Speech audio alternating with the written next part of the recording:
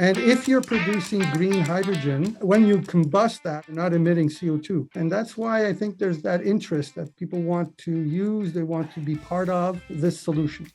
Hi, you're watching Global Energy Show's 5x5 series. I'm Rachel Gregory, and joining me today is Pietro Di Zanno, hydrogen, petrochemical, and refining subject matter expert with Stantec. Pietro, thank you so much for joining me today. Very welcome. Nice to be here. What does Stantec do, and what is its role in hydrogen? Stantec is a global engineering and advisory company. Our role in hydrogen is essentially to provide that expertise in manageable chunks. When you're looking at the value chain of hydrogen, you're looking at potentially 5 or 6 manageable sections, and we can provide expertise on the factor inputs, whether it's electricity or water. We can help on the technology selection to make hydrogen. We can help out on the compression and handling, storage, and distribution. And finally, if a project involves fueling cars or trucks, we could also help out on that station as well. On the advisory section that we provide, we've done projects where we've helped countries look at how they're going to produce hydrogen, and we've helped companies think about which markets they want to get into.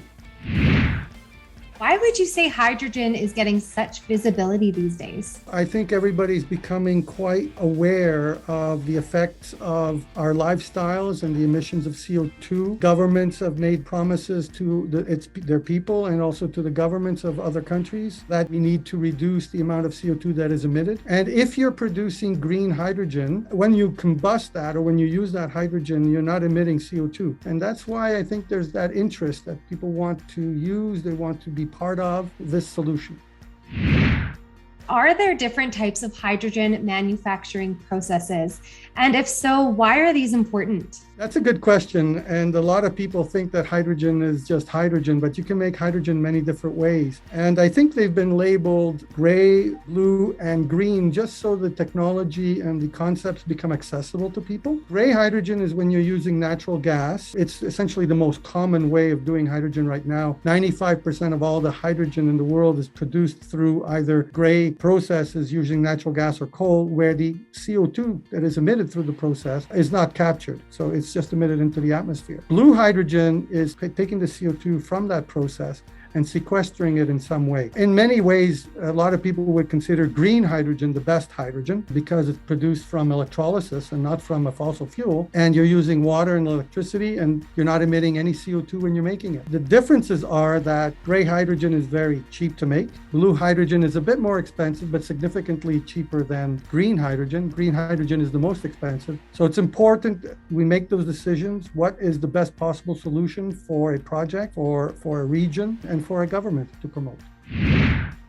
What markets do you think will open up first for this, and why? And also, how do you think Canada can speed up the adoption process on this? I think the most visible market right now is the market for trucks and cars because it affects people personally. They could see the investments that have to be made. The industries themselves are going to make those investments to meet their own corporate or government or whatever else targets they want to set for themselves. That usually people do not see.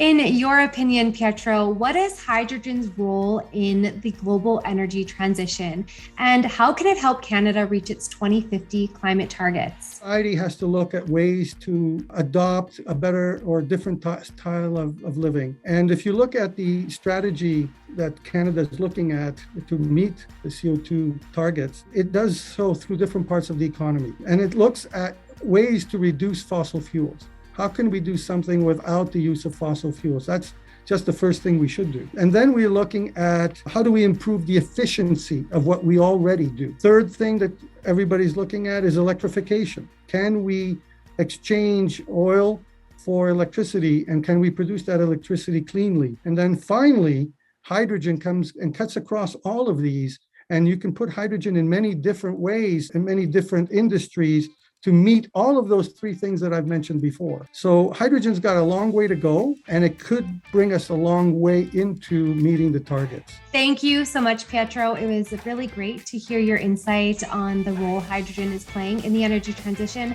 and how Stantec is helping to push that forward. So thank you so much for spending time with me today and chatting about this. You're very welcome. Nice to be here. It's a privilege. And thank you for watching Global Energy Show's 5x5 series. Be sure to like this video, share it to your networks, and subscribe to our YouTube channel for up-to-date videos.